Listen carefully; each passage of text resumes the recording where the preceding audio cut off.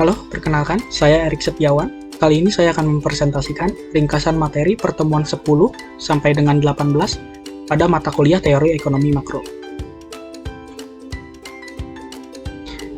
Untuk pertemuan yang ke-10 yaitu keseimbangan perekonomian terbuka. Perekonomian terbuka dapat juga disebut sebagai perekonomian 4 sektor yang terdiri dari rumah tangga, perusahaan, pemerintah, dan juga luar negeri. Untuk aliran pendapatan ekonomi terbuka dapat dilihat dari tabel sebagai berikut, di mana aliran pertama yaitu pendapatan faktor-faktor produksi, di aliran kedua ada pajak perusahaan, di aliran ketiga ada pajak individu, di aliran keempat ada perbelanjaan rumah tangga, di aliran kelima ada aliran impor, di aliran keenam ada aliran tabungan, di aliran ketujuh ada aliran pinjaman, di aliran ke-8 ada aliran investasi, di aliran ke-9 ada pengeluaran pemerintah, dan di aliran terakhir yaitu aliran ekspor. Selanjutnya, faktor penentu ekspor dan impor. Untuk faktor penentu ekspor antara lain, mutu dan kualitas dari sebuah barang, harga barang, citra rasa masyarakat, barang spesial, permintaan akan barang, dan juga teknologi. Sementara faktor penentu dari impor antara lain pendapatan negara serta pendapatan masyarakat. Untuk menghitung keseimbangan perekonomian dengan sistem pajak tetap dapat menggunakan formula sebagai berikut, yaitu YE sama dengan A ditambah I ditambah G ditambah X dikurang BTX ditambah BTR dikurang MO per 1 dikurang B ditambah M. Selanjutnya, untuk menghitung keseimbangan perekonomian dalam sistem pajak proporsional dapat menggunakan formula sebagai berikut. Y sama dengan A ditambah I ditambah G ditambah X ditambah BTR dikurang M0 per 1 dikurang B ditambah BT ditambah M. Selanjutnya, ringkasan pertemuan ke-11 yaitu pengangguran. Pengangguran adalah sebuah golongan angkatan kerja yang belum melakukan suatu kegiatan yang menghasilkan uang. Jenis-jenis pengangguran berdasarkan penyebabnya antara lain pengangguran normal atau friksional, pengangguran siklikal, pengangguran struktural, dan pengangguran teknologi. Selain itu, pengangguran juga dibagi berdasarkan cirinya, yaitu pengangguran terbuka, pengangguran tersembunyi, pengangguran bermusim, dan yang terakhir yaitu setengah menganggur atau waktu kerjanya tidak penuh. Lalu apa sih dampak dari pengangguran?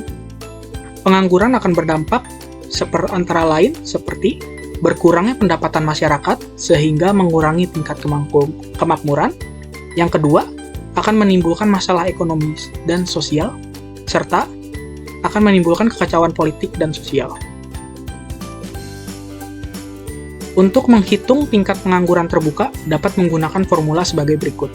OU sama dengan UN per AK dikali 100%, di mana UO tingkat pengangguran terbuka, UN adalah jumlah penduduk yang ingin atau sedang bekerja, sementara AK adalah angkatan kerja. Selanjutnya pertemuan ke-12 yaitu inflasi. Inflasi adalah kenaikan harga barang-barang yang bersifat umum dan terjadi secara terus-menerus. Penyebab inflasi antara lain meningkatnya permintaan, yaitu meningkatnya belanja pemerintah atau meningkatnya permintaan barang untuk diekspor. Penyebab lainnya yaitu meningkatnya biaya produksi seperti harga bahan bakar yang naik atau upah buruh yang naik. Serta penyebab yang terakhir yaitu tingginya peredaran uang. Uang yang beredar lebih tinggi dari yang seharusnya dibutuhkan. Tingkat inflasi. Untuk laju inflasi ringan, di mana kenaikan harga itu kurang dari 10%. Sementara laju inflasi sedang, kenaikan harganya antara 10% sampai 30%. Laju inflasi berat, kenaikan harga antara 30% sampai 100%. Serta yang terakhir, hyperinflasi, yaitu kenaikan harga lebih dari 100%. Lalu apa sih dampak dari inflasi?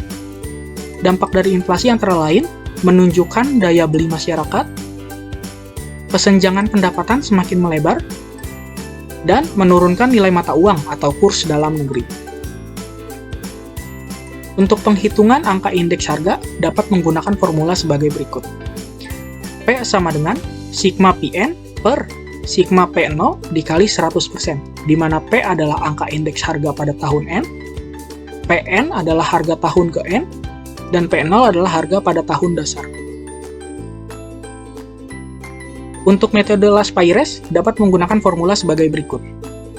IL sama dengan sigma PN dikali Q0 per sigma P0 dikali Q0 dikali 100%, di mana IL adalah angka indeks Laspeyres, dan PN adalah harga tahun N, serta P0 adalah tahun harga dasar, dan Q0 adalah kuantitas dasar. Yang terakhir, penghitungan secara metode Price-C dapat menggunakan formula sebagai berikut, di mana IP sama dengan sigma PN dikali QN per sigma P0 dikali QN dikali 100%, di mana IP adalah angka indeks PAC, PN adalah harga tahun ke N, QN adalah kuantitas tahun ke N, P0 adalah harga tahun dasar, dan Q0 adalah kuantitas dasar. Selanjutnya, ringkasan pertemuan ke-13, yaitu kebijakan pemerintah. Kebijakan pemerintah dibagi menjadi dua, yaitu kebijakan fiskal dan kebijakan moneter. Untuk pengertian kebijakan fiskal, yaitu pemerintah yang dikeluarkan guna mempengaruhi jalannya perekonomian dengan cara memanipulasi anggaran pendapatan dan belanja negara, sehingga sesuai dengan kondisi perekonomian yang sedang terjadi dan tujuan ekonomi yang hendak dicapai. Tujuan dari kebijakan fiskal yaitu agar pendapatan nasional real terus naik pada laju pertumbuhan pendapatan nasional real potensialnya, yaitu laju pertumbuhan yang selaras dengan perubahan teknologi dan perubahan jumlah faktor produksi dengan tetap dipertahankannya kestabilan harga-harga umum. Selanjutnya yaitu kebijakan moneter. Kebijakan moneter merupakan langkah dalam mengendalikan keadaan ekonomi dalam konteks makro, agar dapat berjalan sesuai dengan yang diinginkan dengan cara pengaturan jumlah uang yang beredar dalam perekonomian. Berikut adalah jenis-jenis kebijakan moneter, yaitu kebijakan moneter ekspansif yang merupakan kebijakan dalam rangka menambah jumlah uang yang beredar, serta kebijakan moneter kontraktif, yaitu merupakan suatu kebijakan dalam rangka mengurangi jumlah uang yang beredar. Selanjutnya, yaitu tujuan dari kebijakan moneter. Tujuan kebijakan moneter memiliki tujuan utama dalam menjaga sasaran laju inflasi yang ditetapkan oleh pemerintah melalui penetapan sasaran-sasaran moneter seperti uang beredar dan suku bunga. Selanjutnya yaitu ringkasan pertemuan ke-14, perdagangan internasional. Perdagangan internasional merupakan perdagangan yang dilakukan oleh penduduk suatu negara dengan penduduk negara lain atas dasar perjanjian bersama. Penduduk yang dimaksud di sini merupakan bisa antar perorangan, yaitu individu dengan individu, antara individu dengan pemerintah suatu negara, ataupun pemerintah suatu negara dengan pemerintah suatu negara lainnya. Manfaat perdagangan internasional yaitu untuk memperoleh barang yang tidak dapat diproduksi di negeri sendiri, untuk memperoleh keuntungan dari spesialisasi, memperluas pasar dan menambah keuntungan, serta transfer teknologi modern. Perdagangan internasional merupakan motor pertumbuhan atau engine of growth. Dengan kata lain, perdagangan internasional dapat mendorong pertumbuhan ekonomi suatu negara. Efek terhadap produksi yaitu spesialisasi produksi, kenaikan investasi surplus, plan for surplus, dan kenaikan produktivitas. Selain itu, perdagangan internasional juga berdampak atau berefek terhadap neraca perdagangan. Jenis-jenis perdagangan internasional antara lain ekspor, barter, konsinyasi, package deal, penyelundupan, serta border crossing. Selanjutnya ringkasan pertemuan ke-15, yaitu neraca pembayaran dan kegiatan ekonomi terbuka.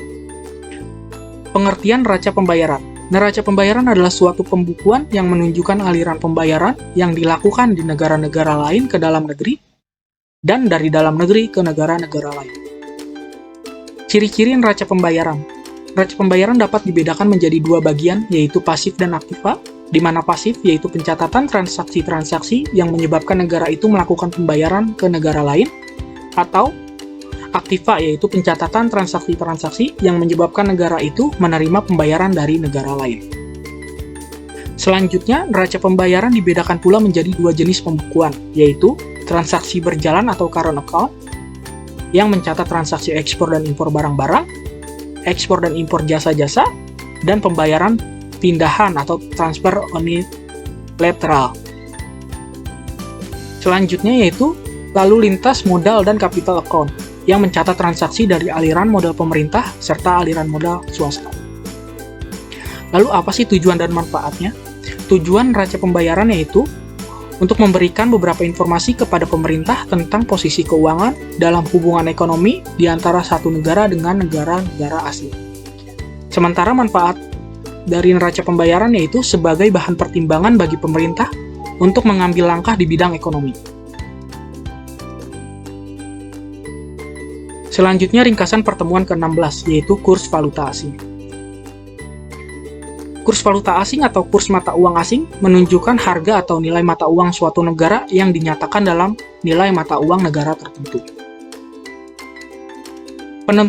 Penentuan kurs valuta asing dapat ditentukan berdasarkan permintaan dan penawaran mata uang asing dalam pasar bebas, atau berdasarkan kurs pertukaran oleh pemerintah, atau dengan kata lain adanya campur tangan dengan pemerintah. Sistem kurs perekonomian internasional. Antara lain, sistem kurs mengambang, sistem kurs tertambat, sistem kurs tertambat merangkak, sistem sekeranjang mata uang, dan sistem kurs tetap. Berikut adalah faktor-faktor yang mempengaruhi kurs valuta asing. Yang pertama adalah faktor fundamental. Faktor fundamental yaitu berkaitan dengan indikator ekonomi seperti inflasi, suku bunga, perbedaan relatif pendapatan antar negara, ekspektasi pasar, dan intervensi dari bank sentral. Selanjutnya yaitu faktor teknis. Faktor teknis berkaitan dengan kondisi permintaan dan penawaran devisa pada saat tertentu. Ada juga sentimen pasar. Sentimen pasar biasanya disebabkan oleh rumor atau berita politik yang sifatnya insidental, yang dapat mendorong harga valuta asing naik atau turun secara tajam dalam jangka waktu yang singkat. Selanjutnya ringkasan pertemuan ke-17 yaitu pertumbuhan dan pembangunan ekonomi. Konsep pertumbuhan dan pembangunan ekonomi. Pertumbuhan ekonomi berarti perkembangan fiskal produksi barang dan jasa yang berlaku dalam suatu negara, seperti pertambahan dan jumlah produksi barang industri, perkembangan infrastruktur, pertambahan jumlah sekolah, dan lain-lain. Gambaran kasar mengenai pertumbuhan ekonomi suatu negara, ukurannya selalu digunakan adalah tingkat pertumbuhan pendapatan nasional real. Pendapatan per kapita sebagai pengukur kemakmuran. Pendapatan per kapita adalah pendapatan rata-rata penduduk suatu negara pada suatu masa tertentu. Nilainya diperoleh dari membagi PDB atau PNB suatu tahun tertentu dengan jumlah penduduk pada tahun tersebut. Untuk formulanya dapat dilihat sebagai berikut. PDB per kapita sama dengan PDB dibagi jumlah penduduk, atau bisa juga menggunakan PNB dibagi jumlah penduduk. Tingkat pendapatan per kapita dibagi menjadi beberapa golongan. Yang pertama adalah negara pendapatan rendah, golongan bawah negara berpendapatan menengah, golongan atas berpendapatan menengah, serta golongan yang terakhir yaitu negara berpendapatan tinggi. Faktor yang mempengaruhi pertumbuhan ekonomi antara lain tanah dan kekayaan alam lainnya, jumlah dan mutu dari penduduk dan tenaga kerja, barang-barang modal dan tingkat teknologi, serta sistem sosial dan sikap masyarakat. Selanjutnya ringkasan pertemuan ke-18 atau pertemuan yang terakhir yaitu perkembangan perekonomian global. Pengertian ekonomi dunia secara umum merujuk pada ekonomi yang didasarkan pada ekonomi nasional dari semua negara di dunia. Ekonomi global dapat juga dipandang sebagai ekonomi masyarakat global dan ekonomi nasional. Krisis ekonomi. Dalam dunia ekonomi ada peristiwa yang dinamakan dengan krisis ekonomi, yang sangat membahayakan kehidupan ekonomi umat manusia di seluruh dunia atau global. Krisis ekonomi global merupakan peristiwa di mana seluruh sektor ekonomi pasar dunia mengalami keruntuhan dan mempengaruhi sektor lainnya di seluruh dunia. Lalu bagaimana cara menghadapi krisis? Ada beberapa cara, yaitu kerjasama antara ekonomi internasional melalui World Bank, di mana lembaga ini bertugas memberikan bantuan ekonomi untuk perbaikan usaha-usaha dalam bidang pertanian, industri, jalan raya, dan pembangunan negara-negara dunia. Selain World Bank, ada WTO atau World Trade Organization yang bertujuan untuk menghilangkan atau mengurangi tarif bea yang menghambat perdagangan antar negara dan menyelesaikan sengketa dagang di antara anggotanya. Cara yang lain yaitu kerjasama ekonomi regional. Bentuk kerjasama yang dilakukan negara-negara yang berada dalam satu kawasan tertentu. Contohnya seperti ASEAN. Selain itu, ada juga kerjasama ekonomi antar regional, yaitu bentuk kerjasama yang dijalankan oleh dua lembaga ekonomi atau lebih antar wilayah regional. Contohnya seperti ASEM atau APEC. Selain itu, ada juga kelompok kebangkitan ekonomi, yaitu BRICS, yang dianggotai dari Brazil, Rusia, India, Cina, dan South Africa atau Afrika Selatan.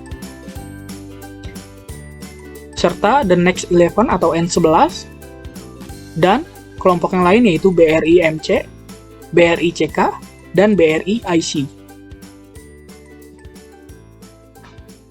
Sekian yang dapat saya sampaikan. Mohon maaf bila ada kesalahan dalam penulisan kata atau penyampaian dalam video ini. Terima kasih telah menonton.